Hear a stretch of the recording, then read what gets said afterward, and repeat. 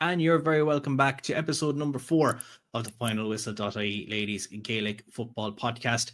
A week of quarter-final drama and relegation playoffs in the Intermediate Championship, and a blockbuster final round of Junior Championship action as well. And quarter-finals now on the horizon. This weekend in the Senior Championship, things very much are starting to heat up. Once again, joined in the company by Clare Owens from Leitrim and Joanne Doonan from Fermanagh.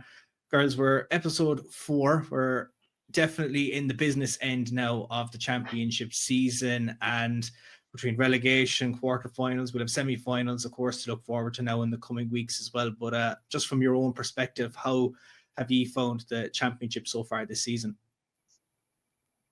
Hi, Diarmuid. Yeah, I think it's been a brilliant. It's been very competitive. Like, there's been a surprise pretty much every weekend, and again, for those teams who are unpleasantly surprised, it's not great.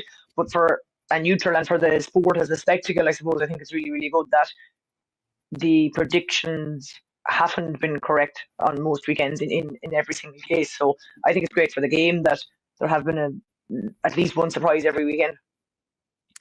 But I suppose that's the joy of it as well. I know you will say, look, this team are a favourite to advance, but then you look at some teams that haven't exactly made it out of a group in certain championships, and then you have teams that have fallen already at the quarter-final hurdle as well. Like, from that perspective, it makes the game a little bit more exciting for the neutral and the spectators, that they're able to see the championship grow and develop, that it's not the same team year in, year out that's getting the big results.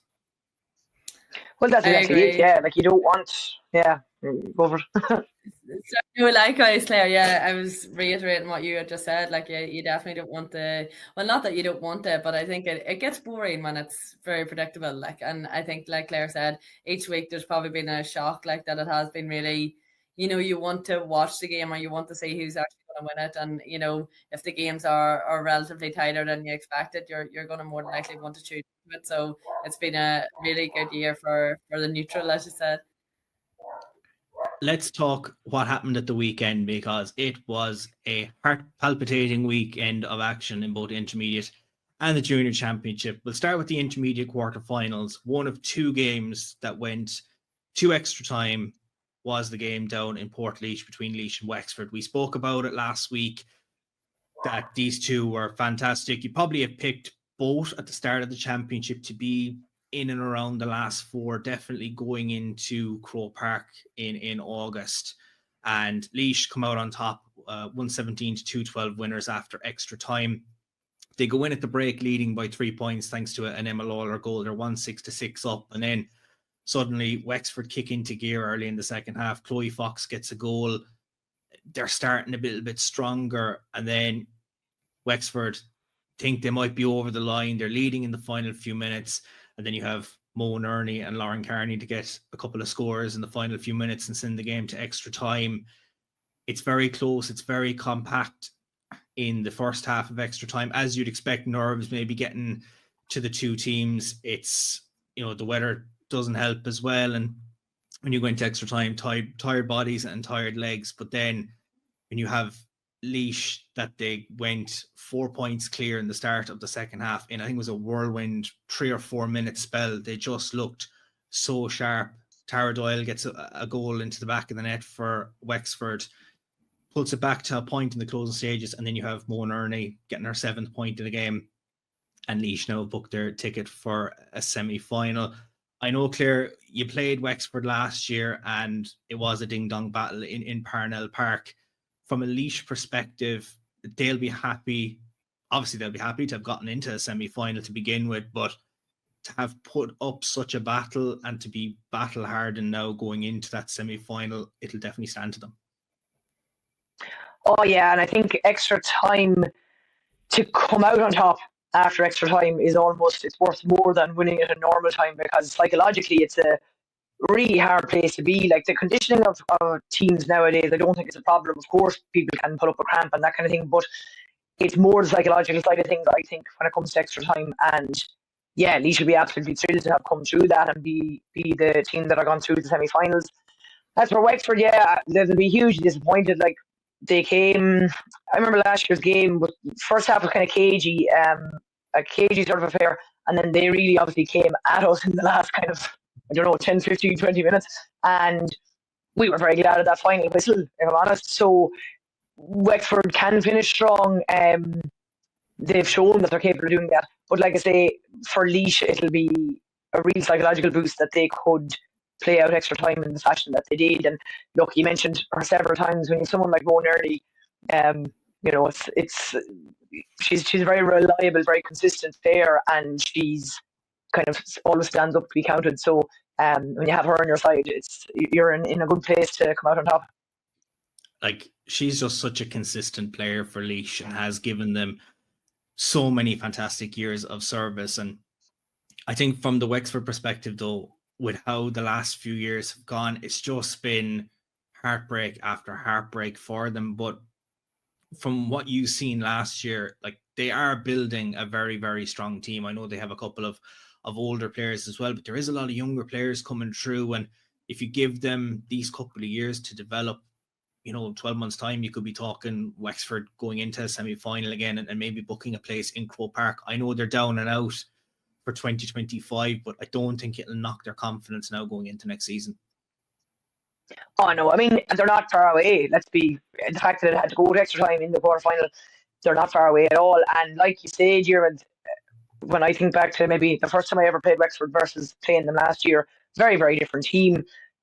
Youth is definitely on their side, and they're really well, like they seem to be really well set up and, have a good bond, and their management seems to be doing great stuff. So, yeah, it's disappointing to end your season at the weekend when you were hoping maybe to go all the way. But no, like you say, I mean, they'll be able to hopefully look back on this year and see progress made, albeit they're a step back if you want to look at it in terms of where they've reached. But I'm sure when the dust settles, they'll be able to look back on progress as a season or as a whole. And like you say, maybe next year, this time next year, they'll be looking at a semi-final and further. And I know, Joanne, you guys played Laois in the group stage. How impressed were you by their way to take the scores? I know obviously we mentioned Mo there and just how influential she has been for Laois, but the way they work their scores, just their tenacity, their hunger, like, they're a very, very strong team. And I think they've put the rest of the teams that are in that semi-final, I suppose, bracket on notice that they're here to go back to senior. Yeah, without a doubt. Like, we caught on very early that they were a kicking team. Like, they like to move the ball quick, and they had the forwards to do that. They had the pace, and like, they had this like lovely set play, if they turned it over from the fence that they broke, and it was kick it to the half forward line, the full forward comes around the loop, and it was just as simple as that. That's literally, and I know, like, it sounds so simple, but trying to get a team to do that is tough going. And like you said, probably at the start of the year, if you had the right Wexford, all the teams down in intermediate, you probably would have had Wexford and Laois in your top four. It probably were just, I suppose you say it, lucky or unlucky to get drawn against each other. It is mad to think that, one of them teams is gone out of the top four now for intermediate.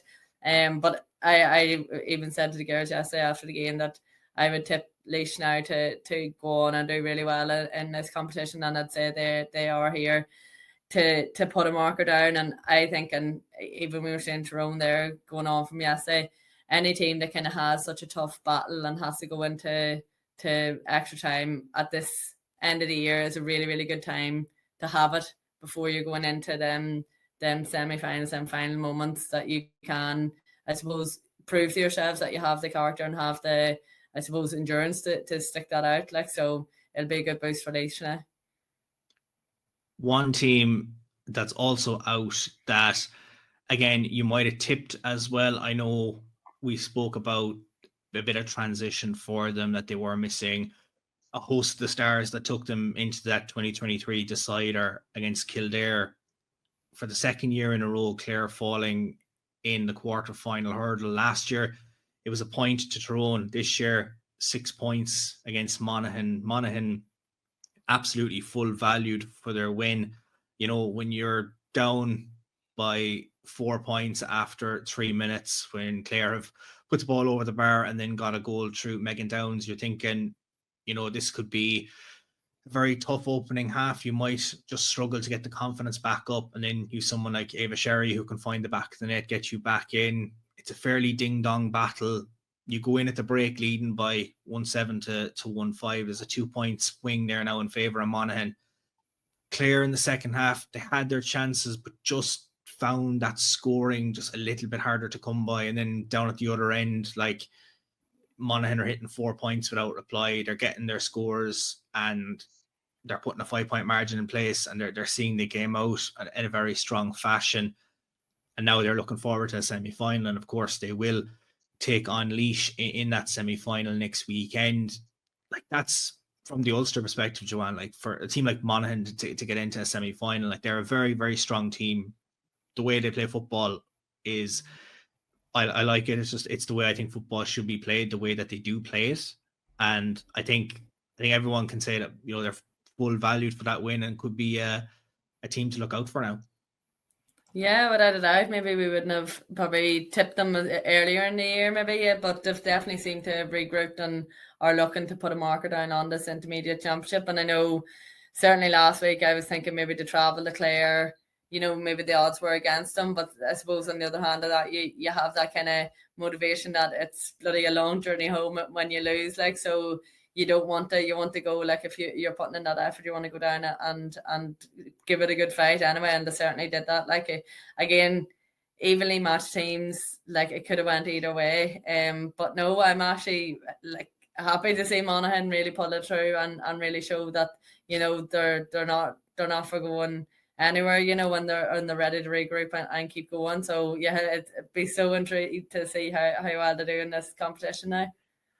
Especially when Clare brought them to Quilty as opposed to Ennis. I know Ennis was the venue for the Tyrone game, and you have to go through the rural Clare back roads to try and find the pitch. Now it's a lovely venue down there by Kilmurray Brick, an absolutely fantastic pitch, regardless of the weather. It always seems to hold up to the conditions. But, you know, that aside, more than likely it could have been an overnight trip and try and get up the following morning, and you're playing against a tough Clare team. I think they will be disappointed that it is another quarter-final defeat. Like, I know Clare have been a very strong team over the last few years, but just couldn't get over that line that they would have liked. But from the Monaghan perspective now, this can really stand in that, look, we made the semi-final. You are going to go up against a team like Laois. I know, Joanne, you spoke there about how strong Laois are, but I think Monaghan could really, really put it up to them. Yeah, look, again, maybe it's because I haven't played Monaghan this year that maybe we usually get them in challenges, usually when we're not in the same competition. Like, so they definitely have seemed to totally regroup from last year as well. Like that, they seem to be a force to be reckoned with, and I don't think they'll have any fear. They should take loads of confidence from beating Clare.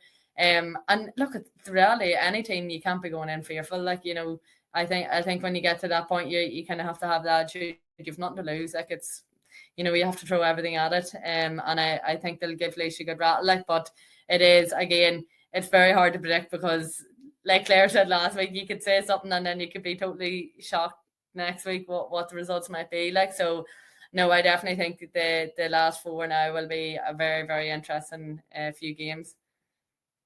Speaking of two teams that went hell for leather, and probably one of the best advertisements for ladies football at the weekend was your game, Joanne, Tyrone against Fermanagh, Ulster Derby, quarter-final, everything to win and everything to lose as well, as one journey came to an end.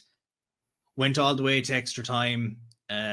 So many momentum swings, so many big turning points in the game. And then it takes a 19-year-old in Sorka Gormley who finds the net twice in a matter of minutes in the second half of extra time. Fantastic scenes from Tyrone. Heartbreak for yourselves. Like, from the neutral watching it, it was an absolutely fantastic game. I know from yourself, unfortunately, just to see you not get over the line, obviously it's the heartbreak for yourselves. But in terms of the game, obviously there's disappointment, but definitely a lot to take from it.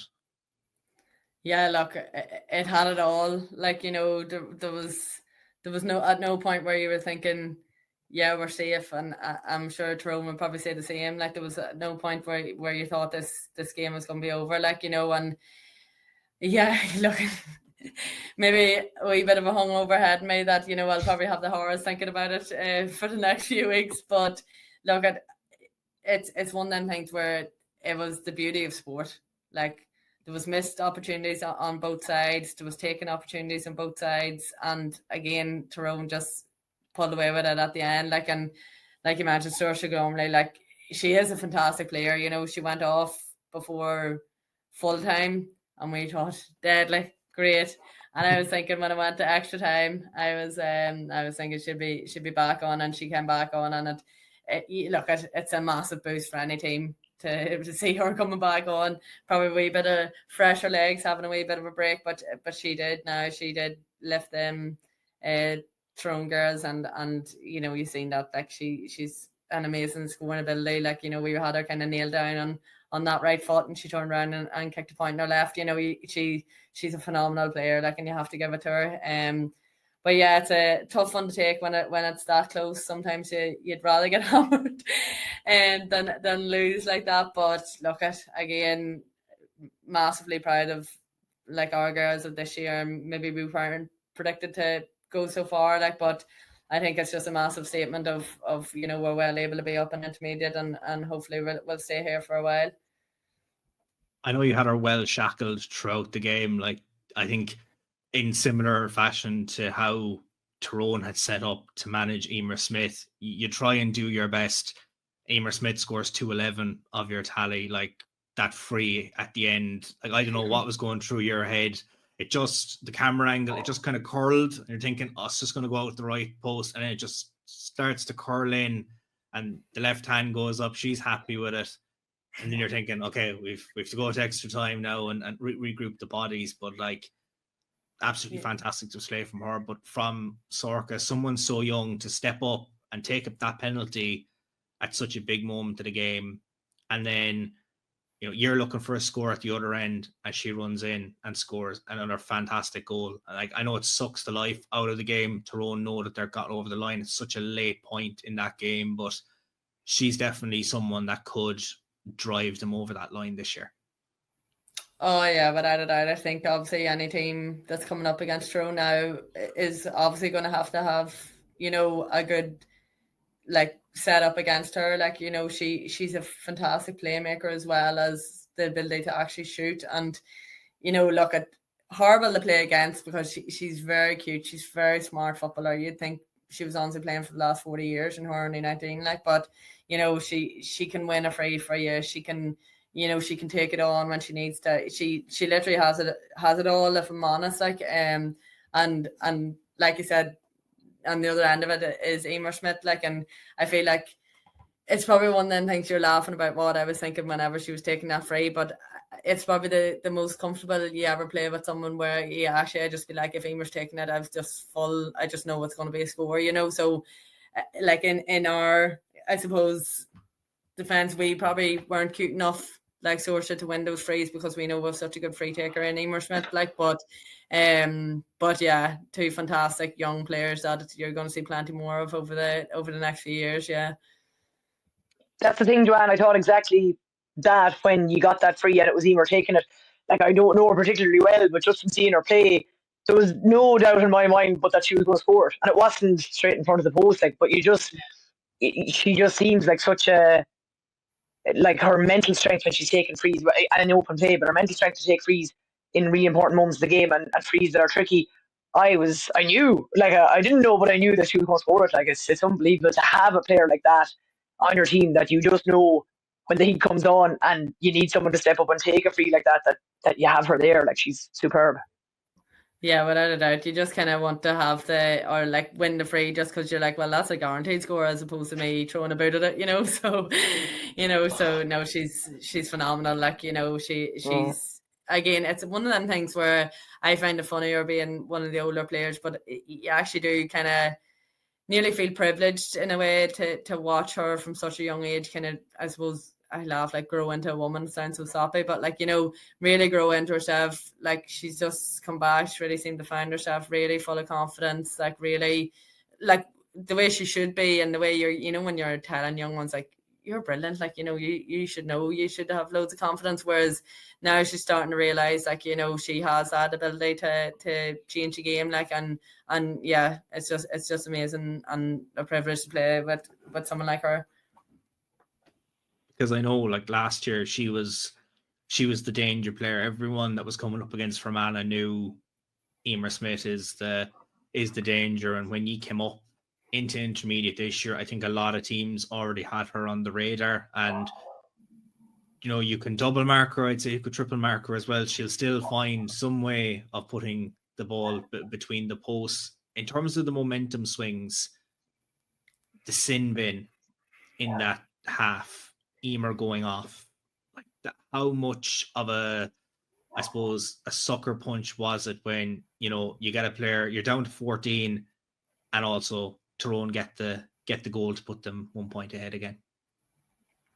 Yeah, I think that probably the time, and it's a hard one. Like, I feel like sin bin sometimes can go two ways. Like, like when you get a sin bin, sometimes the team like ups it, like, and you wouldn't even notice that you're down. But I think, like, at that point, we probably felt a wee bit harsh with Aoife on that one, like, but it is one of them things where you just kind of, again, we had nothing to lose. Again, I keep always thinking in them scenarios, we can go real defensive, but we had to also score. Like, it's one of them things where you can set up and try and stop them, but we also need to score and keep the scoreboard ticking over.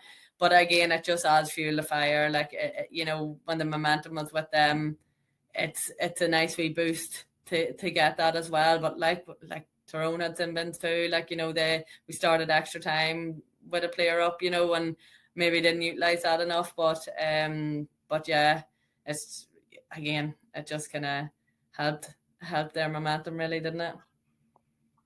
Because I know, obviously, you mentioned you'd nothing to lose, because I know there was a lot of disappointment, because there was times where at the end of normal time you had the lead, and then Tyrone come back with Aoife Horace with the frees. We talk about Emer Smith taking frees. Like, Aoife didn't look like she was going to miss when you gave her those chances. They come back into it, then you have an advantage in extra time, and they come straight back again. Like, I know from your perspective, you're up into intermediate this year. It was a new environment for you to get over that line against two teams, the likes of Roscommon and Laois, to try and get yourself into the quarterfinals. And you made a quarterfinal this year. You're intermediate again for next year, and I'm pretty sure you can take a lot of those learnings now into that campaign for next season and just try and go again. Without a doubt. Like, and I think, like I was saying to the girls, some of the younger girls before the game was nearly hyping it up. Like, I said, like, this is the we're saying, like, this is the biggest game they've ever played, like an intermediate quarterfinal. And for me, probably, like, coming in when I first started, we were an intermediate team, and it was just normal that, you forget that was their normal to be junior, and there suddenly is this pressure of, oh, now we're up in intermediate. Whereas, like, I think to kind of bleed them girls into it and to kind of get them used to that standard, and I suppose the feeling of belonging, like, as in, like, this is where you want to be. You want to keep pushing on. We want to get up to senior. This is, like, we're well able to be here. But, like, again, comes with that, like, you need to build up a bit of character to be able to, I suppose, like, in them games, are you going to be able to stand up when you need to? That's the difference probably between the different grades, like, who can keep their cool in them bigger moments, who can take their chances in them bigger games, like, and getting the girls used to that pressure and that decision making and having less time on the ball and all those things. Like, it's just gonna, make better footballers of the girls there. So the longer we're up at this division, the better. Like, and I think a lot of girls will have learned from that this year. Like, so hopefully now next year you will regroup and get a good squad out again and yeah, go for it. Yeah. Just on Tyrone themselves, Claire, we've spoken about it and how the final went last year and how close it was of a battle between yourselves and Tyrone. Like, Tyrone were probably written off a little bit when they went down to Ennis last year. I think people thought Clare were going to go back and try and go to Croke Park like they did 12 months prior, and Tyrone showed their capabilities. They won their semi-final. They were very strong in that game and got into the All-Ireland. And give you a battle to try and take home the Mary Quinn. And looking at them this year, are you more impressed by what you faced in Croke Park, or do you think we haven't seen exactly what we can expect for Tyrone just yet? Yeah, it's a hard one. I thought they were very impressive last year. And look, I think we can all probably agree, or certainly it's what I think. Like when it gets to a final, yeah, there are finals that are won by big margins, but they generally do tend to be tighter games and can be anyone. So I thought Tyrone were very impressive all of last season, really. I know, like you said, Diarmuid playing against Clare maybe weren't the favourites for that game, but the confidence I took from the game we played in Ballinamore last year was probably the only thing that gave me confidence, if that makes sense, going into that final. Because you thought, well, we could stay with them then, but even at that, you're going, well, they've had games since, and I think they probably have they're probably using last year's final, let's be honest. They're probably using that as motivation this year, so maybe they have a bit more steel about them. I don't know, but they're a super team, and just watching some of them playing there yesterday, there probably is more to come, which is scary for the opposition. But yeah, I've been very impressed by them this year, and as I say, maybe just a bit more of a steely determination about them. I'm not sure, but there probably is a little bit more to come. There's probably more in the tank, even still. And like we said, extra time will only add to that for them. One game that didn't go to extra time, but it could have gone to extra time, was the meeting of Cavan and Westmeath. Westmeath booking their place in the last four as they won 1 goal and 12 points to 3-7 in Kingspan Breffni Park. Westmeath back into a semi-final, last winning this competition in 2021. They have been building over these last few years to try and get back into the top tier. I know there was a bit of a controversial finish. If you're talking from the Cavan perspective, it looked like they had a free on the 13-metre line that would have potentially tied the game. If you're looking at someone like Aisling Gilsenan, we talked about Emer Smith there, you probably put your house on Gilsenan to put that free over that could have forced extra time there. From the Westmeath perspective, you start really strong. You're into a 2-1 to 2-point lead after 8 minutes. Anna Jones in the penalty spot, and then they grabbed the second goal, and then the Gilsenan factor where she scores 1-4 in the opening half, and they're deadlocked at 1-6 to 2-3 at half time, and it goes helter-skelter in the second half. Having a 3-point lead at the end of the third quarter, they're looking very good. Then Westmeath come back, and then Sarah Dillon, 5 minutes from time, waves the third green flag for her side, and they manage to get a 1-point win, and it proves the decisive score at the end for Westmeath. I know you tipped them, Claire, and you were probably saying, oh, I don't know if they were with the way that Tyrone game had gone. I suppose I mentioned, I don't know, maybe we didn't see the best of the Tyrone performances yet, but with Tyrone put that much of a big score up against Westmeath, maybe it kind of got them. We spoke last week about Westmeath needed a big performance this week to stake their claim for a semi-final, and certainly they showed that. Oh yeah, I don't know why I think they're my team or something. I just really was rooting for them to put in a performance this weekend. It's funny when someone said to me at some stage this weekend, oh, one of those games has gone to extra time, and if I had to guess at the point of not knowing, I thought maybe Westmeath and Cavan. Look, Cavan will feel hard done by, there's no doubt about it, but Westmeath are in a semi-final now. They're 2 games away from being All-Ireland champions, if you want to look at it that way. So what's gone before doesn't really matter now. It's interesting to think of that Tyrone Westmeath game now, like Tyrone with such a comprehensive victory, but how much does it matter now? It doesn't really. Like I say, there's 4 teams left, and they're all only a couple of games from being the champions. So yeah, there was a big performance in Westmeath, I felt. So I'm glad it came out at the weekend. But again, they'll be looking to improve for the semi-final, and like I say, the way the game ended, Cavan will rightly so be very disappointed. But look, they're the breaks, I suppose, is all you can say about that, really. Like Westmeath have a fantastic team, and they have been building, and you have someone like Sarah Dillon who can just appear out of nowhere and get a goal, and suddenly you're into a 1-point lead. But I think it showed the tenacity of Westmeath that even when you go 3 points down in that third quarter, that, you know, there is 15 minutes left, it's, you know, do or die almost, and they went away, they did their business, and now they're looking forward to a semi-final. But as you said, you would be disappointed for Cavan. They looked very, very strong this year and looked like a team that could definitely have made the last four. I know, Joanne, when you mentioned it there about, you know, Laois and Westford being drawn against each other, I think Cavan and Westmeath probably looked at each other and said, you know, the curse of the draw, that one of us isn't going to advance. But from a Westmeath perspective, they'll be taking on Tyrone now, and, you know, they'll be hungry to show what they're capable of. Yeah, it's going to be very interesting then meeting again, and look at it. You can play it over and over in your head, but I'm sure like there's bound to be a wee bit of complacency with Tyrone, thinking that they hammered Westmeath the last time, and then likewise I'm sure Westmeath are a wee bit fearful that if they were able to do it once, maybe they'll be able to do it again. But I do think it's going to be a lot more closer of a game than the last time they met. But yeah, I'd say Cavan would be good at, like, look at, sometimes things like that happen, and I suppose people say that sometimes you get the luck of the draw, I suppose. But I think it's a gutting way to lose out. But it's one of them things, like, again, if you know, if it came down to 1 point anyway, you know, was there opportunities during the game that they could have won, like ourselves? Like, I'm talking across the board here, but it is one of them things, like, you were going to have to beat someone like that along the lines too. So it shouldn't have probably been left up to maybe a referee decision. But yeah, I'd say they'd be good at that now after losing like that.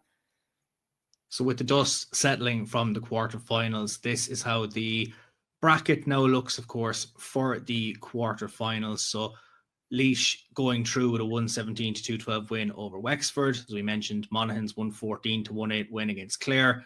For Tyrone's extra time win against Fermanagh, 220-215. And of course, that game, Westmeath winning 3-7-112 against Cavan. That has set up our semi-final ties that are scheduled for the 13th of July. Laois taking on Monaghan at 2:00 in Glennon Brothers Pearse Park in Longford, and Tyrone and Westmeath just to be confirmed as of recording this evening as to when and where they will play each other, but it will take place on Sunday the 13th of July regardless of that. So that's the quarterfinals, but we had two other games as well this weekend. We had one game on Saturday, we had one game on Sunday, and those, of course, were the relegation playoff semi-finals. Looking at those two games, you had Roscommon taking on Wicklow. Roscommon with a very strong 313-19 win against Wicklow, and Down putting on a marker against Offaly with a 112-4 point win.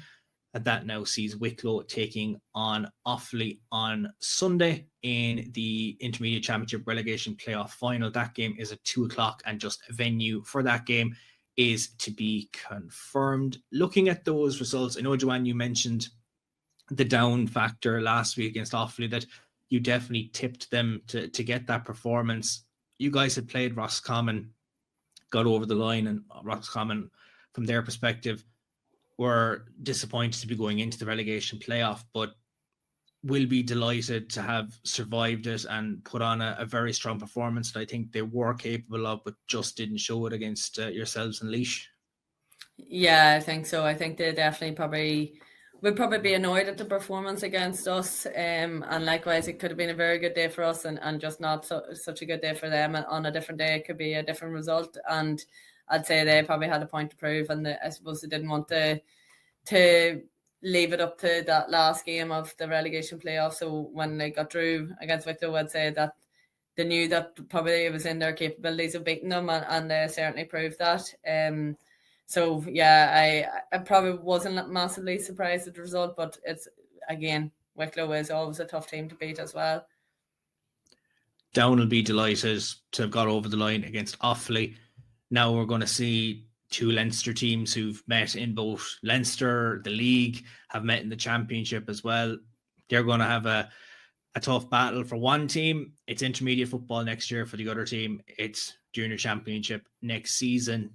Coincidentally, 12 months ago, they met in the semi-final stage of the relegation playoff, hopefully securing their safety, defeating Wicklow, and then Wicklow had to go into a relegation playoff. Now it's going to be a shoot off between the two to see who's going to advance. I know, Claire, Leitrim have played both teams over the last few years, the likes of Wicklow and Offaly. You've had different performances against them in terms of results. It does look like a 50-50, but of the two teams and what you've experienced in the past, who do you think looks the favourite going into this one?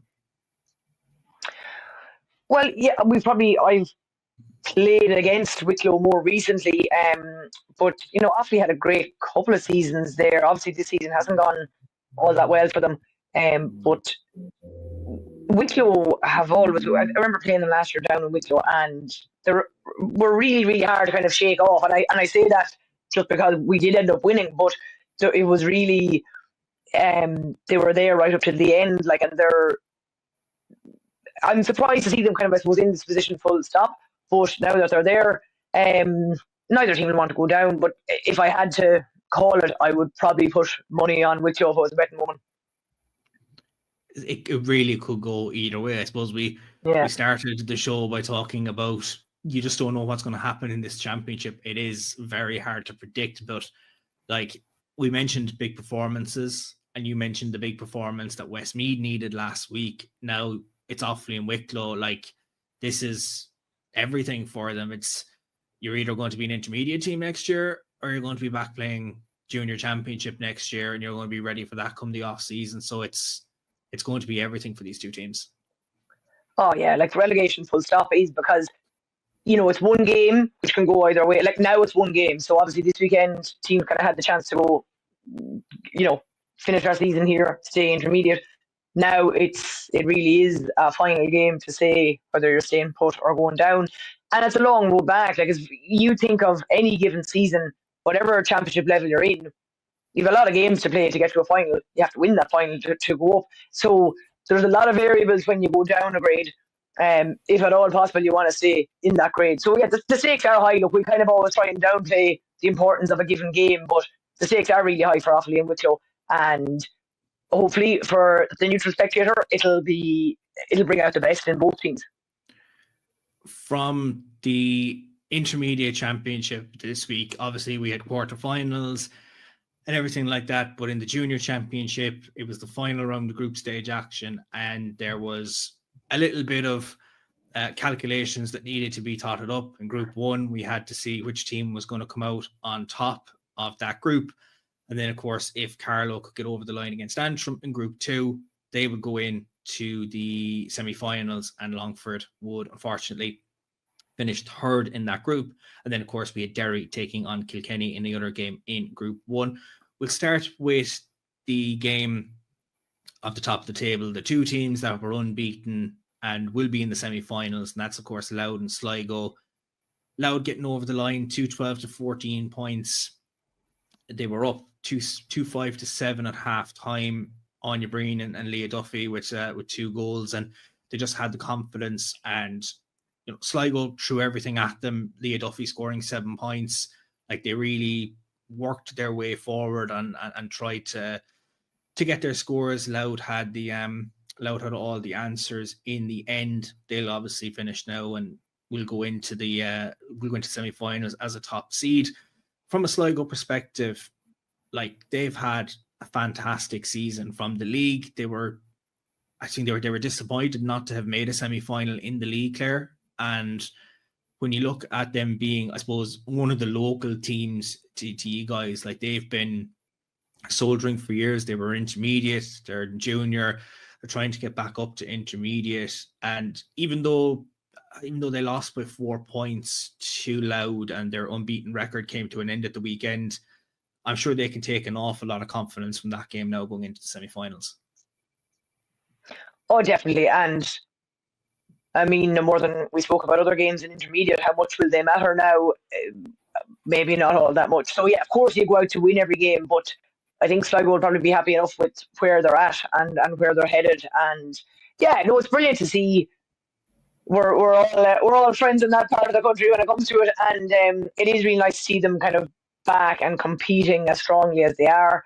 And yeah, we spoke about this already, but having played in the league, you just looked at some of their players and how they play together and thought there's big things to come from that particular group. So whatever happens this season, I hope that core kind of stay together because they have youth on their side and are full of potential.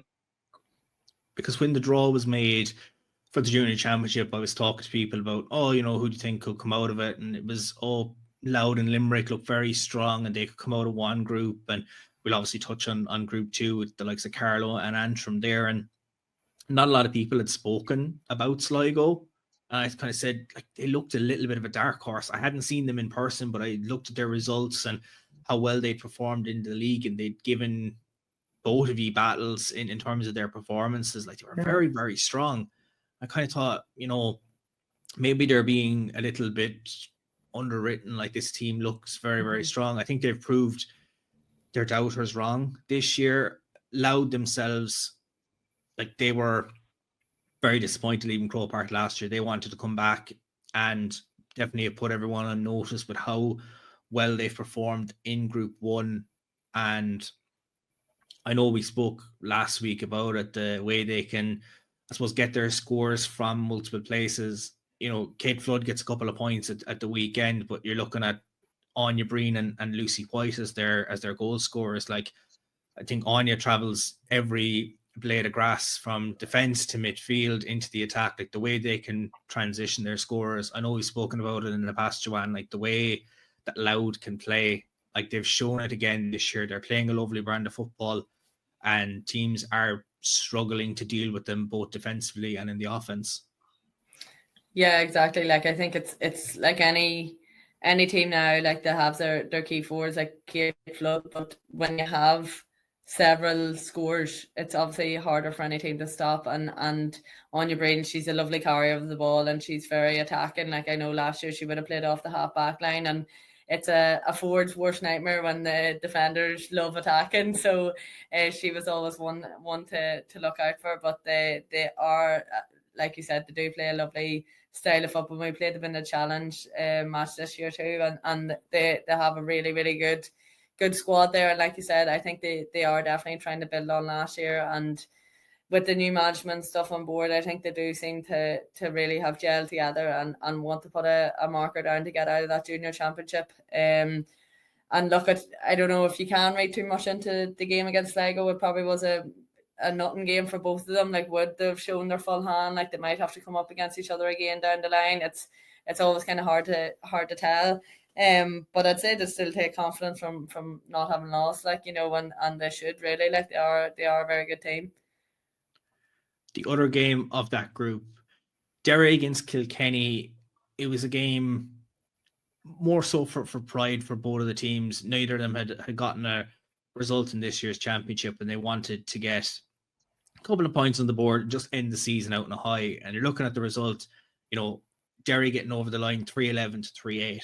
Like, it was a very entertaining attacking game end to end. Kilkenny putting on a fantastic performance, and it was 3 points at full time. It was 3 points at half time. Derry in the lead to 2-6 to 2-3. You have Anya McAllister scoring 1-4, Anna Crozier and Anna Donnelly also getting goals there for them. They're very strong campaigners and they have fantastic attackers. But credit to Kilkenny as well. Emily Phelan scoring 2-2, Caitlin Moore getting a goal as well, and Kate Purcell getting 4 points. Like, that's definitely great and lifting for Kilkenny to put up a performance like that against a team like Derry, and to say, look, I know some results in the championship this year didn't go the way they would have liked. They didn't have a full deck of cards when they were going to play some of those teams, but they showed on Sunday exactly what they're capable of. Even if they didn't get over that line, that Kilkenny ladies football is growing.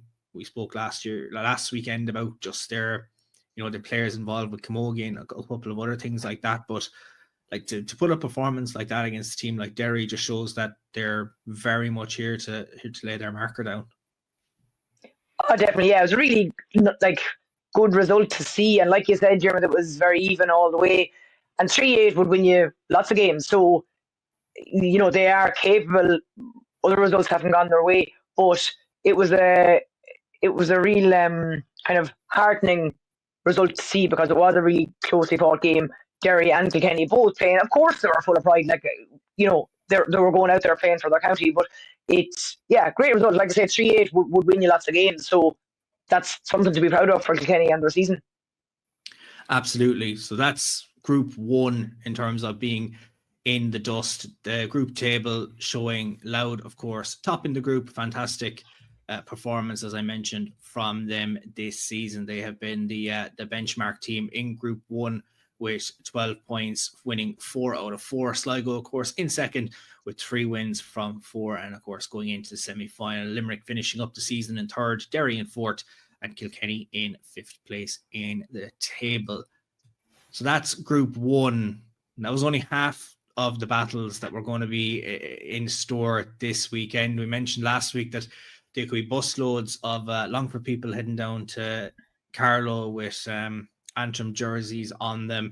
Might have been a bit of skullduggery that Antrim might have fielded a weaker team and given a few players a rest. Well, anything of that was put to bed very quickly when they were 6-9 to 2-2 ahead at half time and came out 8-16 to 3-7 winners over Carlow. A statement performance on the road from Antrim.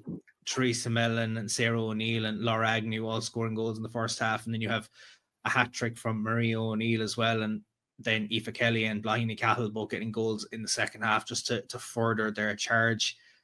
I mentioned Louth putting down a marker in Group 1, but Antrim, they've come down after a very tough 2024. They've rebuilt, new management, a stellar unbeaten record, and to come up against a team like Carlow, I know, Joanne, you've played them from the group and from the league, should I say, and met them in the league final. Like, this Antrim team look like a serious prospect, and they have that date in Croke Park firmly circled on the calendar this year.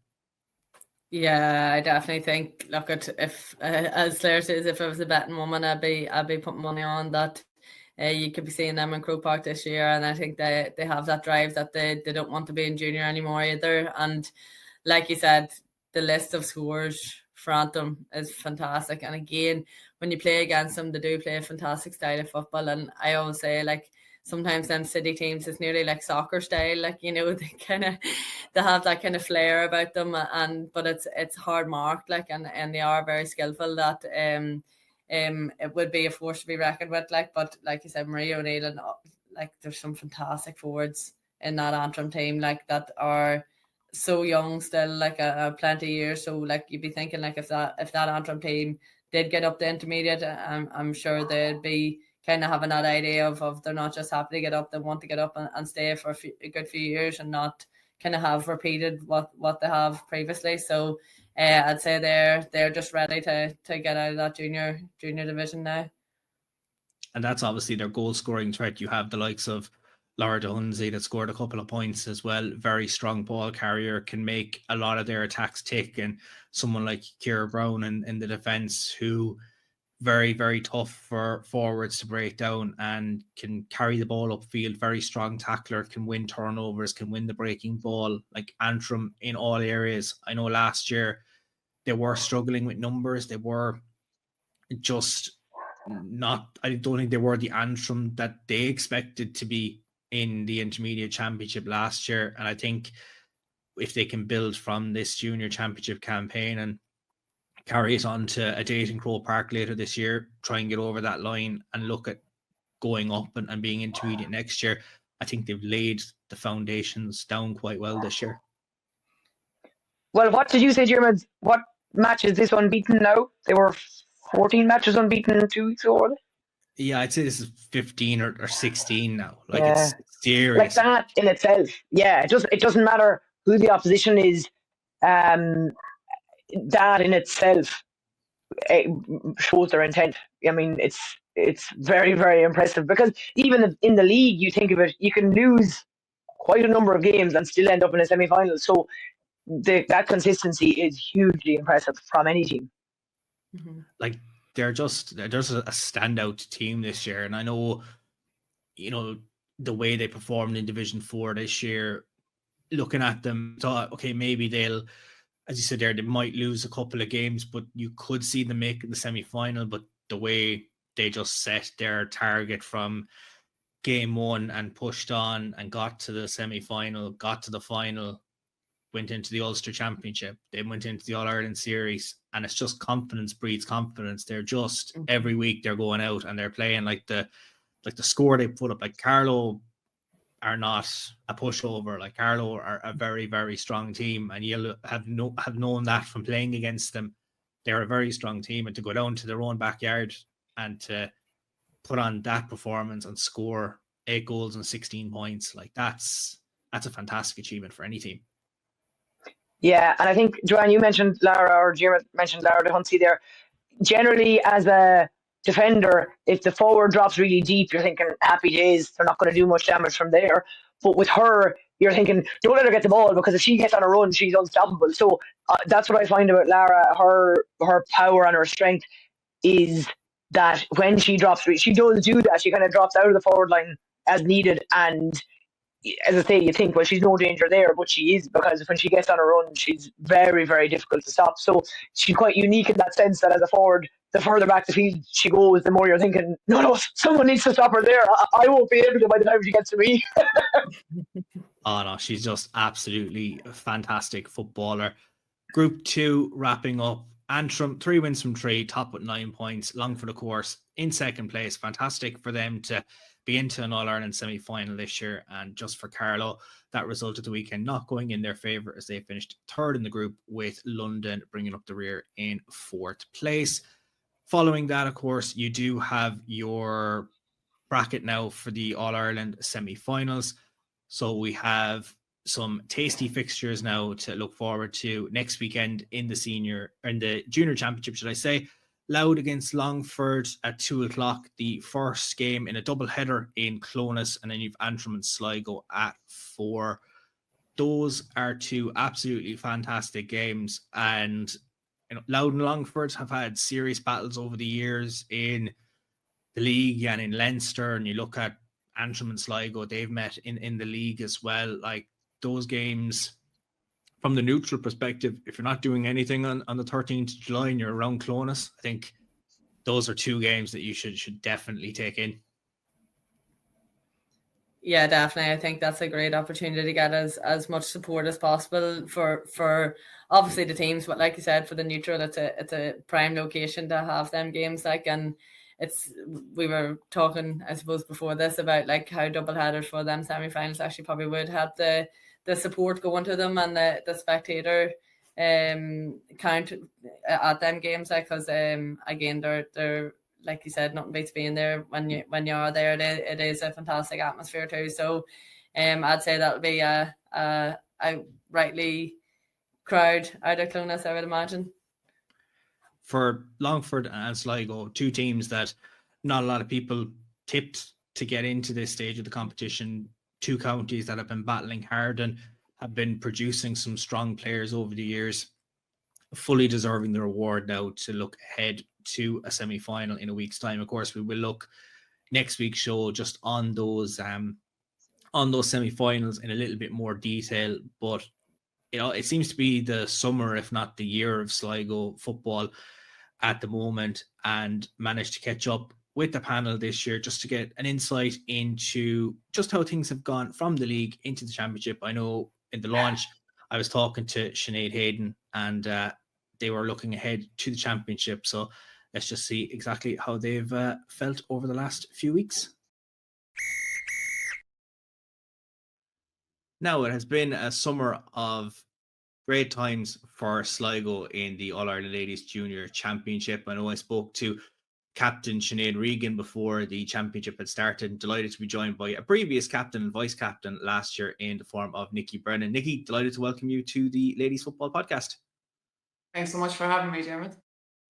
As I said there, what a year it's been for Sligo, not just the summer. I know starting things off in Division 4 of the league, making it all the way to a semi-final, just not getting over the line in the end, but a great campaign. And now you're looking forward to an All-Ireland semi-final for first time in a long while that Sligo have been in a semi-final at the junior grade, taking on Antrim. Do you think Sligo might have gone a small bit under the radar this year? Oh, definitely. Look, I think a reflection on the last number of years we've had is felt like things are just going one direction for Sligo. So I think the way we started this year was very like, oh, everything new. So they have an awful lot of building to do.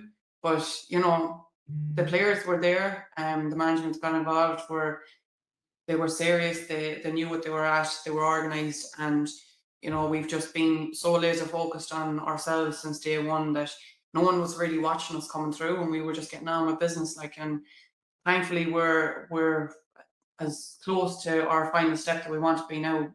This was the plan all along, is to be up at this side of the championship. So we're very happy anyway. Because I know when I spoke to Sinead at the launch, like, you were coming into a championship maybe a small bit colder than other teams. You look at the likes of Louth and Limerick in that group had played in their provincial series and won their provincial titles.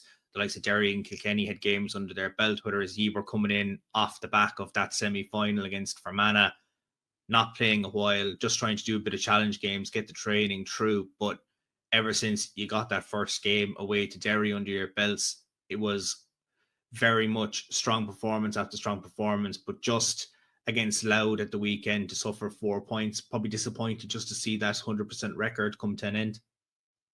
Yeah, well, definitely there was a bit of that immediately afterwards. I feel like, as you said, the Derry game kicked us off. When you do a lot, we had a lot of time to do a lot of talk and a lot of planning, whereas other teams were in competition. So I think the Derry game started off very nervy, and shortly into the first half, the guys just switched and realized, let's just get going. So there was a lot of confidence built then for the next couple of games, especially the Limerick one. But the Louth game, I don't think we set out to be having 100% record. It's very hard for any player on any team, when you're already in a semi-final, to go 100 miles an hour. And I feel like that's what we didn't arrive to the pitch the way we'd like to. We didn't put out the performance that we intended to, or that we have been doing. So, it's the sky didn't fall down when we lost. It is what it is. We're well experienced at losing over the years. It's not going to knock us. We're just refocused now, but not even we were already focused on the semi, and maybe we were too focused on the semi that we didn't concentrate enough on Sunday. But it's not the end of the world. We're hoping that we'll meet Louth again the fair side. So if we get over Antrim, we've learned a lot from that game too. That Limerick game was obviously going to be a big performance to be put in, knowing that, if you get over the line, it was going to be Limerick's last game. They had that defeat to Louth under their belts. So, going in, that was always going to be the game. If you can win that game, it was going to guarantee yourself a spot in the semi-final. You played absolutely fantastic football in that second half. I know the results a bit marred at the end with the injury that caused a big time delay toward the latter stages of that game. So definitely put a bit of a damper on it as a whole. But what was that emotion and feeling like when that final whistle blew, you're at home and you booked yourself an All-Ireland semi-final ticket? It was unreal. It was, I've over the last, whenever I got involved, it's the talk about where we intend to be, and we haven't actually followed through in a year. And it nearly becomes a familiar feeling of, okay, we're heading for this, and miss it every time. So when that final whistle went, or even 10 minutes into the second half, I knew no matter what, this game is ours, and we're going to be in this semi-final. We knew Limerick were coming with a do or die. They had to win to survive. We were exactly the same, even though everyone was saying, oh, we have another chance. We were going in do or die. This is how we get to the semi-final. We take it. So we were as pumped as they were. And I feel like we performed like that. And, obviously it was an advantage to us to be on our home turf, in front of our home crowd, a great crowd. But yeah, it was just complete elation that, like, you know, we swung for the semi-final and we got it. We hit it, like, so it was unreal.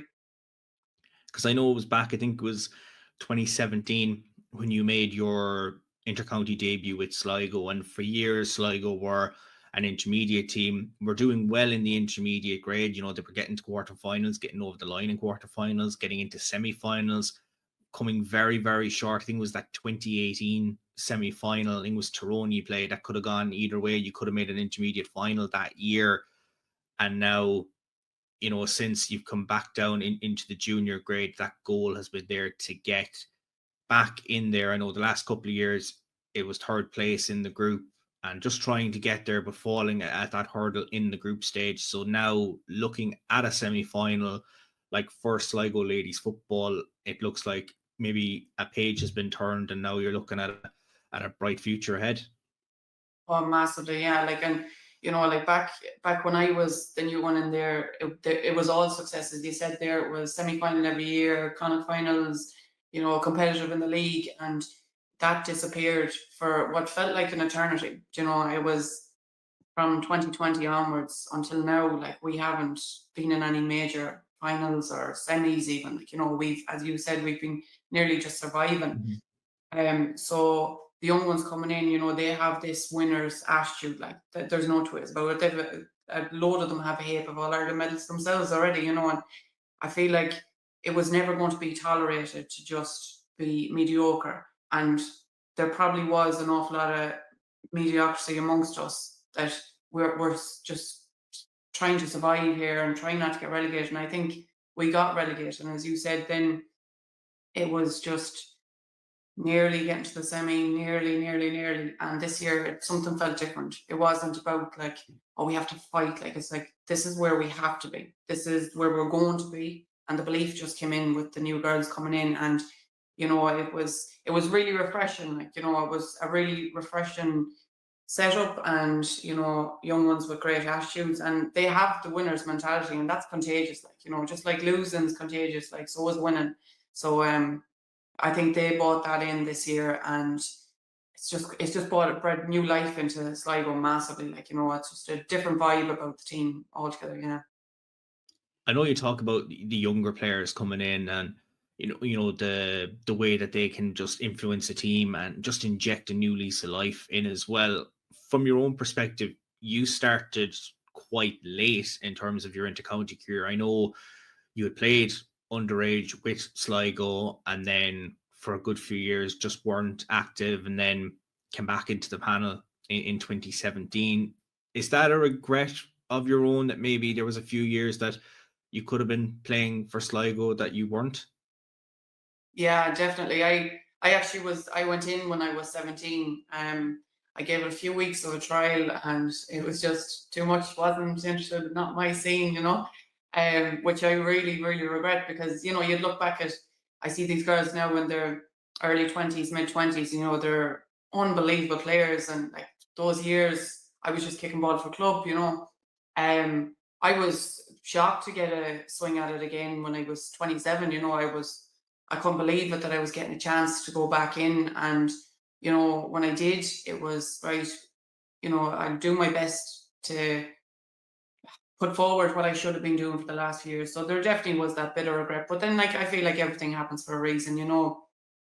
It mightn't have suited me then, like, you know, to be so committed. And I mightn't have been as committed or got as much out of it, you know, if I was back in my mid-20s, because I was a very immature young one. Anyway, I won't even pretend to be otherwise, you know. So definitely the level of maturity now, it suits me now, that I know if I'm in 110%. And like, it's really, really refreshing to see so many young girls. Like, I wouldn't have been like them, you know. They come in, they miss nothing, you know, they give everything, they're very level-headed. I don't think I could have offered that back 10, 20 years ago, or when I was first coming around the scene. So, you know, it probably worked out for the best. You know, I enjoyed my 20s, not being tied to a county team. So now I'm enjoying my 30s, being tied to that county team. So it's suiting me anyway. And 3 years after, of course, that debut, you got the chance to captain your county, which is a great honour for for anyone. Now, obviously that time has passed. You had captaincy for a couple of years. You were vice captain last year. Do you find now that every team has their captain, but they also have those dressing room leaders and the other leaders on the pitch, and just try and help girls? Like, do you find that with those younger girls coming through that you're using your experience, even that when you had taken your time away, just to try and give them a bit of a lift when maybe they are just a little bit nervous when you're coming on to being at this kind of a stage? Yeah, definitely. Like, Sinead's captain now. Like, she's everybody's captain. She's perfect. She's just made for it. And she just is such a stalwart of the group. But we've got like Hannah Walsh, Clare Owens, who's an experienced captain too. She's had numerous years captaincy and vice captaincy with Sligo already, and she's only a young girl. Uh, Sarah Curley and Ashley Malloy, other elected leaders that we have, that we've put in place to just run the ship since day one. Like, but like myself and Ciara Gorman, we're there for a lot of the young ones to turn to for a bit of advice, and we've a lot of experience with the group. Megan McCormick, another one, and Leah Kelly, around for years. There's just so many girls that you can just turn a corner to, and they'll tell you how things run, or we'll be able to just kind of guide them through the structures of things and put them at ease, because we've been around a long time. But even for the leadership group that's there, we're there to help support them too. And there's a lot. Like, I feel like then you go down to the younger group then, and you might find a gang of them there that are leading each other as well in a positive way. So it's definitely trickling down, but definitely it's player suited anyway, the way it works. Like, one head of the family, we'll call her, Sinead Regan up there. She's looking after all of us. Let's talk about next weekend. Antrim in Clonus. I believe the last time Sligo played a All-Ireland Championship game in Clonus was back in 2014 in the Intermediate Championship. It was a quarter-final against Down. I think he lost by a point that day. Then flash forward a few years later, I believe the last appearance was the 2019 Division 3 League final against Meath. Another game just didn't go the way of Sligo.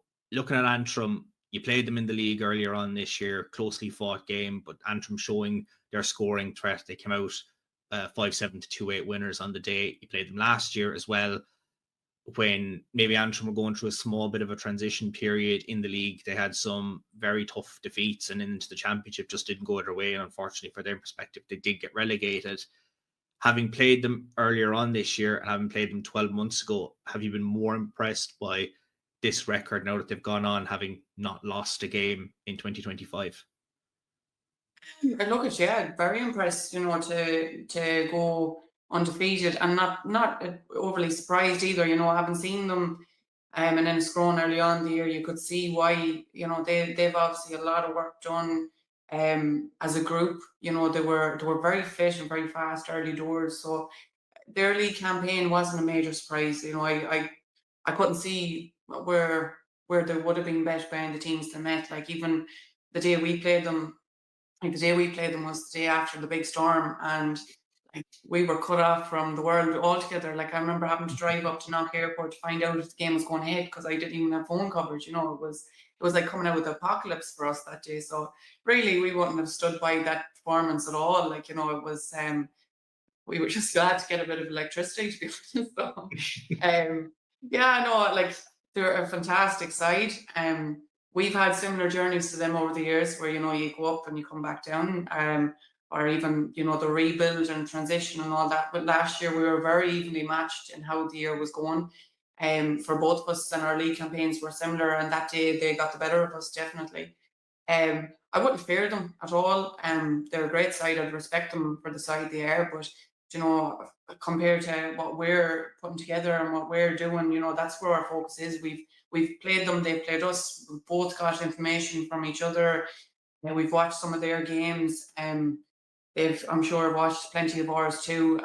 So we're ready to play a game of football against them, and it's they'd probably have a bit more experience up in Clonus than we would at games wise. As you said, 2019 was the last time there, and we had a baptism of fire against Meath, started their outrageous run. So yeah, none of these girls would have played up there recently, so it'll be nice to get up there and get a run at them. But yeah, look at they would have to respect what we've done as well. You know, we had a great league campaign. You know, we bet Leitrim. You know, and Leitrim a senior team, and a right good game against them. Like we really put up some. And Fermanagh, you know, we almost took Fermanagh that day. We weren't saying we put everything out there. We didn't. You know, we didn't go full hog. We had more to give, and they won the game, and they've had a great run since then. You know, great performance against Tyrone at the weekend. So, I think we've been happy with our 2025 so far. So we're looking to stop them now where they're at, so that they don't run undefeated. That's the plan anyway. So that's our hopes now going into the weekend. You know, Clonus could be the start of an amazing run for Sligo, as you said there, with the way that Mead kicked on from 2019 and had those marvellous years. I know the girls have praised the way that Sligo played. Joanne and Clare, I'm sure Clare would be delighted to know. And once again, that Sligo did get over Leitrim in the league earlier on this year. I know we're talking there about Sunday, and Sunday is going to have to happen. And it's a big 60 minutes against a ferocious team like Antrim. When the dust settles, like, you haven't got the chance to represent Sligo in Croke Park. You've represented them around the country. You've had fantastic experiences and some heartbreaking defeats and stuff like that. But 60 minutes and you get over the line against Antrim. Like, how amazing would it be for the Sligo ladies team to be heading to Croke Park in August? Oh, it'll be unreal. Like, look at, it's not, Croke Park isn't a place the Sligo LGFA travel very often. Club, school, you know, we don't go up there. It's not like our even our senior grade teams, you know, we're not at the top grade of competitiveness to get past Connacht, obviously, with what does be sitting the fair side. So getting up there is a huge deal. Like for me anyway, I never thought I would get there, especially when I walked away from the county back when I was 17. I thought, you know, Sligo had been there the year before and won the All-Ireland the year before. I thought, well, no, if I'm not going to be a county player, then all those days spent imagining kicking a ball in Croke Park, like, they're gone. You know, it's never going to happen. And I think coming back in, it's been the focus. Like, you know, I came back in and it was a competitive team. We were on intermediate semi-finals, so we were nearly there, and I was driven to be there. And that fire definitely just quenched a bit in over the last couple of years when you were just struggling to survive. But my God, did it light again this year. Like, you know, I feel like we're so close, and, you know, I can see it. I can see us running out there. Like, I really can, you know, and I just hope more than anything that we leave everything out against Antrim, and we give ourselves that day out, because the group is so deserving of it. Like, you know, the effort that's been put in, and yeah, it's such a special place to play. Like, you know, and that's the main thing, is just to get up there and get running there. That's the focus now, is just get over Antrim and get to Croke Park. Well, we'll have to wait and see just what happens next Sunday. I know it's going to be a frantic game, and going off the way that Antrim are playing at the moment, they're high scoring. You can put up plenty of scores as well, so it could be an absolutely frantic battle. Listen, Nikki, thank you very much for joining us on the podcast this week, and the very best of luck now to Sligo for the rest of the 2025 season. Lovely. Thank you so much, Darren, for having me. Cheers. So that is how everything is going on in Sligo. They'll be looking forward now to a crack at Antrim in a week's time. What we will have this week is the Senior Championship returns. After a little bit of a hiatus, we're back with the senior games. We've quarterfinals, and we have relegation playoffs as well to be discussed. We'll start first with one of the senior quarterfinals, and that's pitting the defending champions Kerry against Kildare. Kildare have been playing some lovely football this year. Got a very impressive result against Armagh that sent shockwaves around the ladies football scene in Ireland, and definitely said that they're on the radar, and they're going to want to go down to Tralee this weekend and get a performance against Kerry. Saying that Kerry have not lost an All-Ireland Championship game on home soil since 2020. They've had a very strong run of home games when they have played at home. So I know COVID years saw a couple of neutral venues thrown in there, but definitely since 2022 when everything kind of returned back to normal, they've been a very, very strong team on home soil. For Kildare, it's a first, I think I'm right in saying it's a first quarter final in the senior championship since 2012. I am open to correction on that. But from their perspectives, like for Kildare, I know you're going down into the home of the champions, but I don't think they're going to be fearful, and they're just going to want to play the same football that got them over that line against Armagh. Yeah, but this is the thing. I mean, they played Armagh and probably nobody gave them much of a chance. So it's whatever way they approach that game, do the same against Kerry, and who knows what could happen. They will, of course, be looking to put in performance. And as for Kerry, again, that's another very impressive stat you rolled out there, Diarmuid, with the home soil wins. For Kerry, we've spoken about them already on this podcast about how they're very kind of quietly going about their business. And I've no doubt they'll be thinking they want back-to-back titles. Like, why not? But for Kildare, you know, it's immeasurable, the momentum and the confidence boost that win against Armagh will have given them. So I don't know. Let's wait and see. But they'll be going down there with absolutely everything to gain and nothing at all to lose. And Joanne, I know that's what you mentioned when you spoke about going into the game with Tyrone at the weekend, that, you know, if we win it, it's amazing. We've everything to gain, but you've really nothing to lose. And I know Kildare, like if Kildare can pull off the result on Saturday, like that's going to be a fantastic result for them to knock out the defending champions and to have defeated a semi-finalist in the group stage and send them into the relegation. Like that'll give them serious confidence going into an All-Ireland semi-final. Like they are going up against a very tough team, and I remember saying that when Kerry took on Cork, that it was very much a second half performance, and we've seen a bit of that as well against Armagh. It was very close in the first half from a Kildare perspective, but I think they've learned a lot from that. I know they lost 10-7 points when they played Kerry in the league earlier on in this year in Killarney, but you just don't know what way the ball can bounce in Ulster Stack Park this Saturday.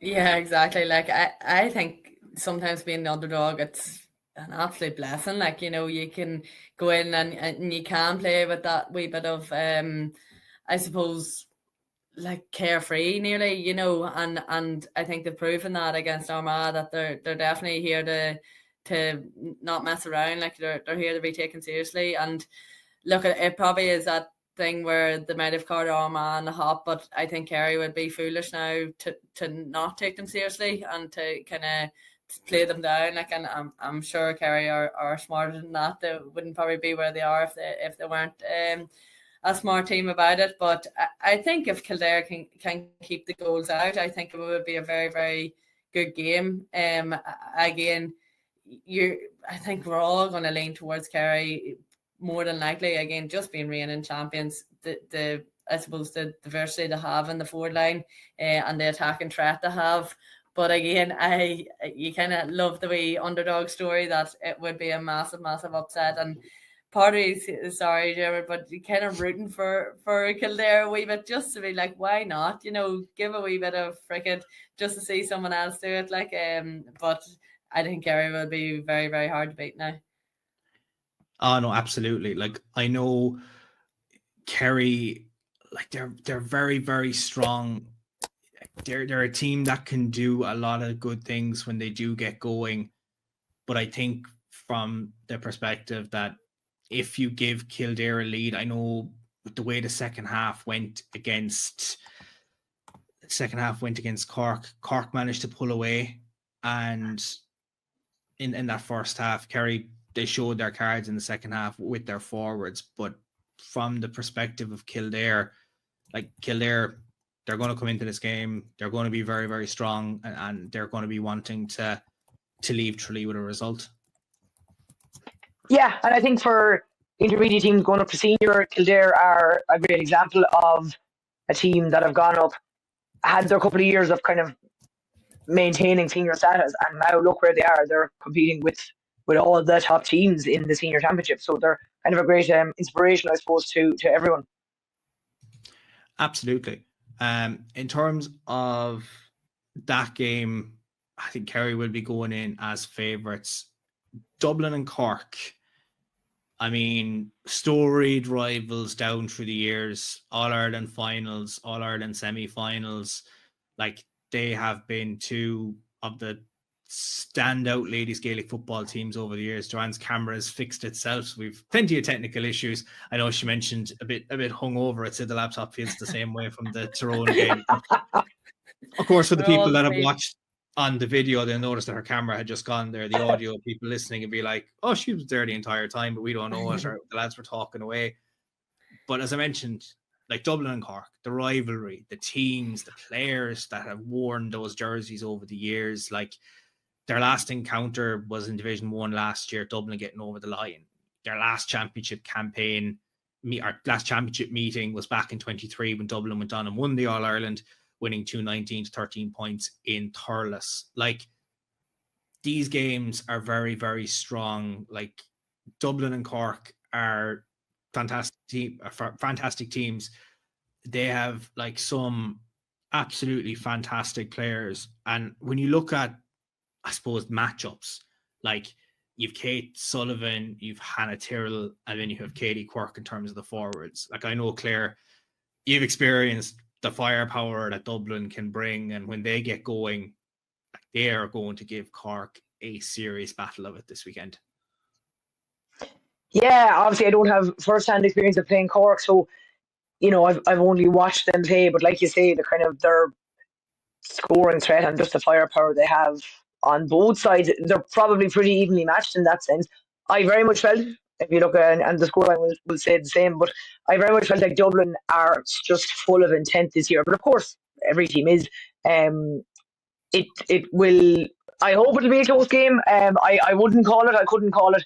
But yeah, two teams that are just they're both very, very capable of winning this game, and it should be a really, really closely fought encounter.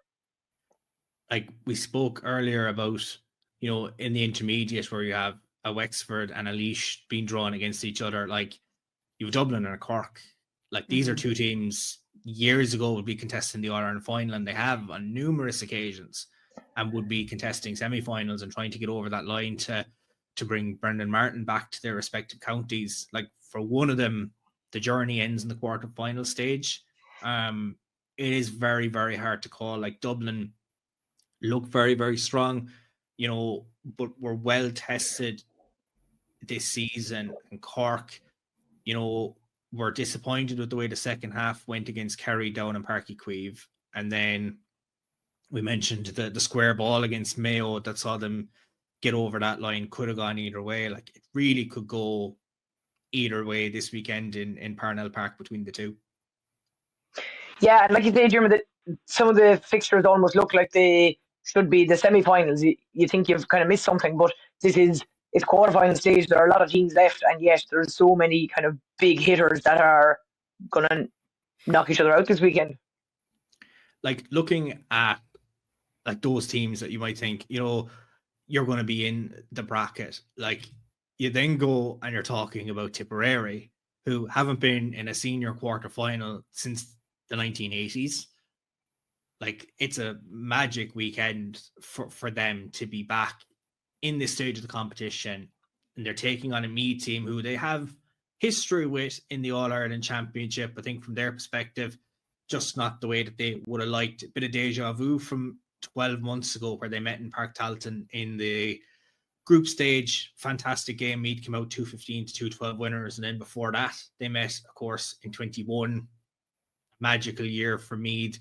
Meath winning 118 to 7 points, also in the group stage. So in terms of quarterfinals, it's a new experience for them. That it's a big, it's a helter-skelter game. It's winner takes all. You want to go back. Meath will want to, I suppose, get the sparks back from that, 2021 and 2022 campaign where they were fighting for All-Ireland titles and wanting to bring back the glory days. But in terms of Tipperary, like they've had years of hurt, years of development, and from their perspective, like to be in an All-Ireland quarter-final this weekend. I know we talked about Kildare being underdogs against Kerry. I think they're going to be underdogs going in against Meath this weekend.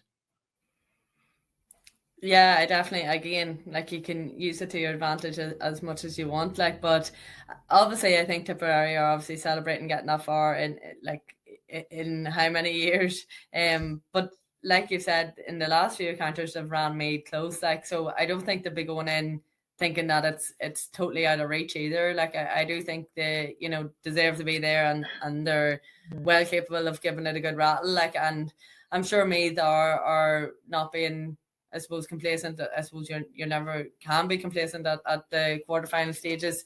But like you said, it is interesting that one of them teams are going to be going through, and one of Dublin and Cork could be out at the same time. But I always think it you know, on certain days, depending on matchups, you know, if they can stop Aisling Maloney, I'm sure that'll put a good block in Tipperary's attacking threat. But yeah, it's going to be an interesting game, I think.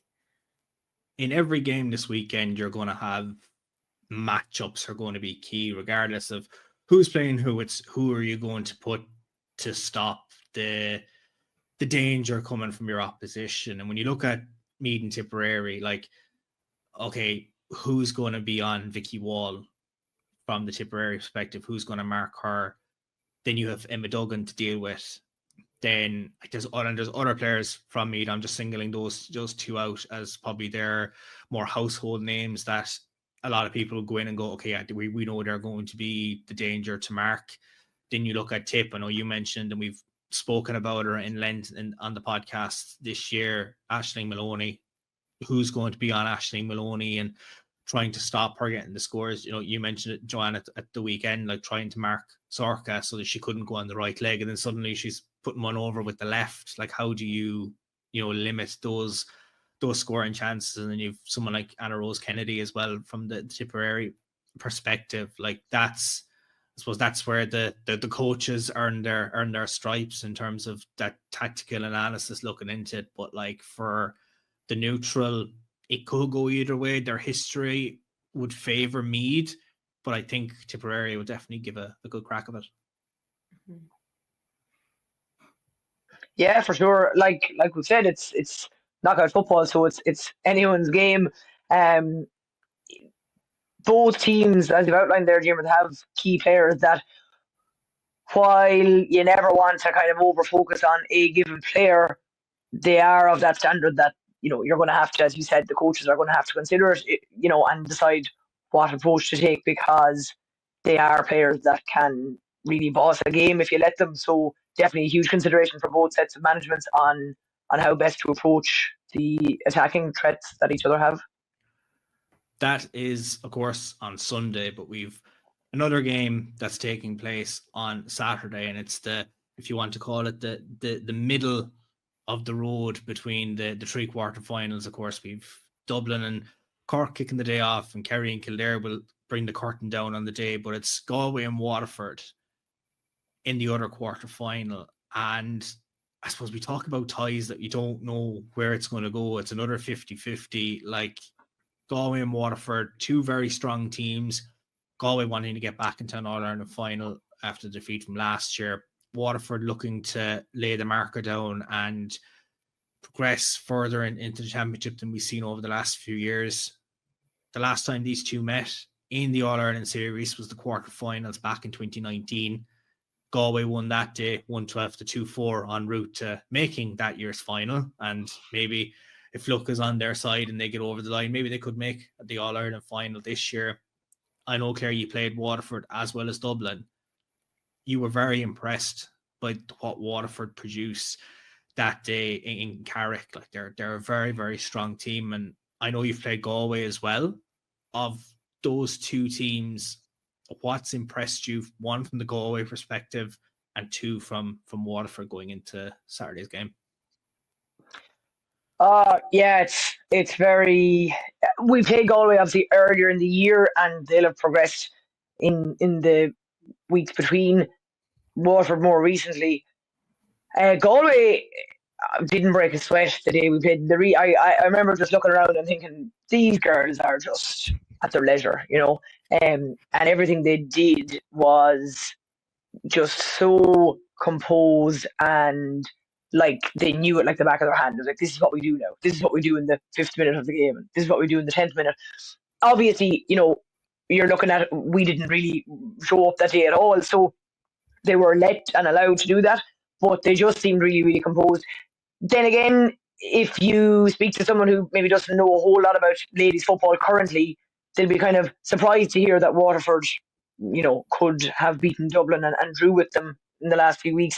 They'll be surprised to hear that they're moving really well and surprised to hear that they're, as good as they are. I'm not, but they might just get away with the tag of the underdog. And like Joanne has mentioned earlier, it's such a great place to be. Like, it really is. And when it's maybe an unfair tag, even better. Waterford were so, they come at you in waves, and they have the speed, they have the strength, they have the agility. I don't know.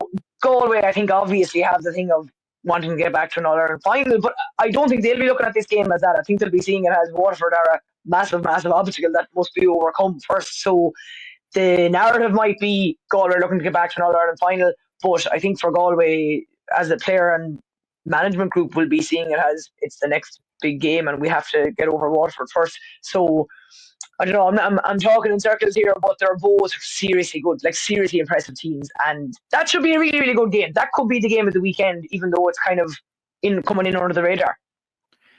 Like, I know you mentioned when we were talking about the intermediate games, like what game could go to extra time? Like, this game could go absolutely all the way. Like, Galway have their attacking threat. We've spoken about, the players that have performed well for them this year, just the way that they can go and they can take their scores, but Waterford can do it as well. And when you're missing, the likes of Kellyanne Hogan, who a lot of people would say first name on that team sheet that can get you the scores, but they've shown what they're well capable of doing this year. Like, it's very hard to predict exactly who's going to come out of the Galway and Waterford. Like, I know you've obviously played them both this year now, coming up to senior, but like the way they've played their football, like, have you just seen that, just the difference in class between the two of them, just how well they can, I know Joanne mentioned the word flair, the way that they can just get that little bit of magic together to break a team open to try and get their scores. Yeah, and again, it's probably easier for me to talk about Waterford because it's more recent, but their interplay is exceptional. And then the subs they brought on that day against us as well, you're kind of going, come on, like they're coming on and chalking up scores as well. And of course, every bench is capable of coming on and doing that, and teams are aiming to finish with their strongest team and all that kind of stuff. But on a day where they're comprehensively beating the opposition and yet they're all lining up to take their scores, I say that in a positive manner. Like, they weren't coming on to just kind of go, I'm on, I have a few minutes. They wanted to put down a marker and say, look at what I can do in these short few minutes. So yeah, Waterford link up really well together. Their counter attack is really strong. I don't know. I don't know what to say. Like you say, maybe extra time. Maybe I might call it in the second half of extra time when I'm watching it. But as we said at the start, like, you just don't know what way this is going to go. Like, this could be a frantic weekend, or it could be a weekend of, look, the favourites have actually advanced. You just don't know. In terms of the quarterfinals, we know that game 1 on Saturday, we'll see Dublin taking on Cork in Parnell Park. That game kicks off at 1:15. Then you have Galway taking on Waterford at 3:15 in Tuam. And then Kerry take on Kildare to bring the curtain down on Saturday's action at 7:30 throw in Austin Park. And then the one game on Sunday in Park Talton. That game kicks off at 5:30 with Meath taking on Tipperary. So that's the quarterfinals. Of course, we have the relegation semi-finals as well to talk about. And it's two teams that have met in the provincial stage that are going to do battle once again, this time to stake their claim to be a senior outfit for 2026. Of course, they will have a second chance with the losers, of course, facing each other on Saturday, July the 12th. First one up, Mayo against Leitrim. I know, Claire, you've played Mayo, very, very strong team. They're coming off the back of the defeat down in Tralee to Kerry. then that result against Cork that just didn't go their way, a bit of a heartbreak knowing that the draw would have sent them through, and just that goal that wasn't at the end. You just mentioned playing Galway at around the same time as Mayo that Galway kicked on. I'd imagine you'll be expecting a much different Mayo side now this weekend. Yeah, and look, the game against Cork alone would show you that. Like you said, they were kind of, it was hard looked at. Didn't see them through on the day. Yeah, probably that game feels like a long time ago, the game against Mayo, and they've played a lot of football since. Look, so have we. I suppose our run, if you're to look at it on paper, has gone a different way to Mayo's, but look, we'll be giving it a good go, and it's in a way, I suppose, nice that we have played them already this season, because they would be a very unknown quantity for us if we hadn't. So that, gives you a little bit of a base, I suppose, to work from. But that's really all, because like you say, they've kicked on, and their season has gotten better as it's gone on. So here's hoping. From your perspective, what's the feeling been like in the camp now since that game against Waterford? I know you've had a couple of injuries. Is the health of the squad improved, or has it gotten worse since that game? No, look, I think we probably did have just a kind of a run there of players being injured. We're probably back up for the most part with a full panel to choose from.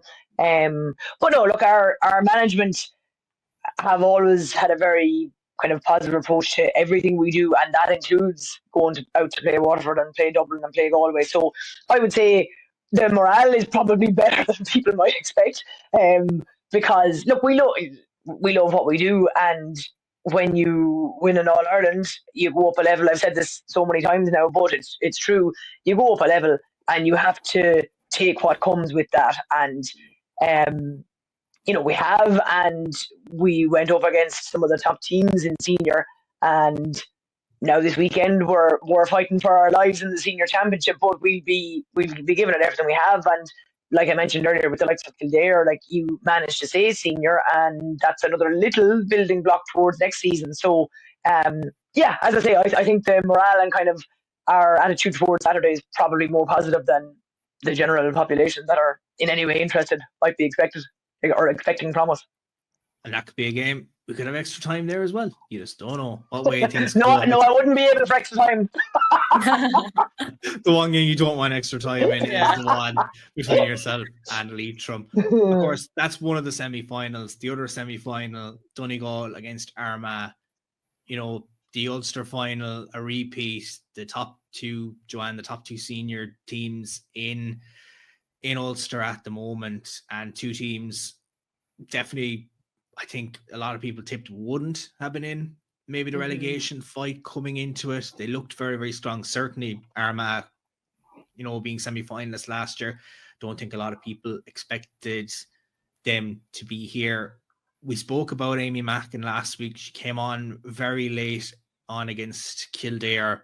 I'm not sure if she is 100% fit, but from the Armagh perspective, to have her back going into a do or die game now against Donegal certainly is a big influence for them. Yeah, like even knowing if she doesn't even play the full game, like knowing you still have her on the bench, like an extra 2 weeks is a lot with regards to recovery and extra training as well for her. So look, maybe it was just a matter of getting her on to get a wee bit of game time. Do you think it was probably a little too late at that point when she was coming on, maybe? So maybe it was just to get that confidence that in her ability to just come on and get back into a game. But yeah, I think it's going to be a very interesting, kind of like the Dublin Cork one. You can't believe that one of them won't go through. You're kind of thinking, geez, you can't believe one of these teams are going to be playing in relegation final next week, or the following week. So it is going to be very, very interesting. But look, if you're anywhere smart in the Armagh camp, you'd be thinking you cannot let complacency get in the way here, and maybe that did play a factor against Kildare. That I certainly don't think just because the beat Donegal in the Ulster final that they should or would be complacent now going into this game, because there's everything at stake here as well.